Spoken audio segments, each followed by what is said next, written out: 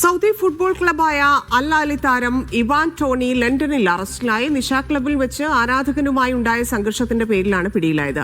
Photo എടുക്കാൻ ശ്രമിച്ച ആരാധകന്റെ മൂക്കിടിച്ചു പൊട്ടിച്ചുവെന്നാണ് പരാതി. താരത്തെ പിന്നീട് ജാമ്യത്തിൽ വിട്ടയച്ചു. ആരാധകനെതിരെ ആക്രമണം നടത്തിയ കുറ്റത്തിനാണ് ഇവാൻ ടോണി അറസ്റ്റിലായത്. സൗദി ഫുട്ബോൾ ക്ലബായ അൽ അഹ്ലിയുടെ ഇംഗ്ലീഷ് സ്ട്രൈക്കറാണ് ടോണി. നിശാ ക്ലബിൽ വെച്ചായിരുന്നു സംഘർഷം.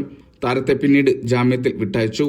ലണ്ടനിലെ നിശാ ക്ലബിൽ ടോണിയെ തിരിച്ചറിഞ്ഞ ചെറുപ്പക്കാർ താരത്തോടൊപ്പം ഫോട്ടോ എടുക്കാൻ ശ്രമിക്കുകയും കഴുത്തിലൂടെ കൈയിടുകയുമായിരുന്നു. ഇതിൽ പ്രകോപിതനായ താരം ആരാധകന്റെ മൂക്കിനിടിച്ച് പരിക്കേൽപ്പിച്ചുവെന്നാണ് പരാതി. പോലീസ് ഉടൻ തന്നെ സ്ഥലത്തെത്തി ടോണിയെ അറസ്റ്റ് ചെയ്തു.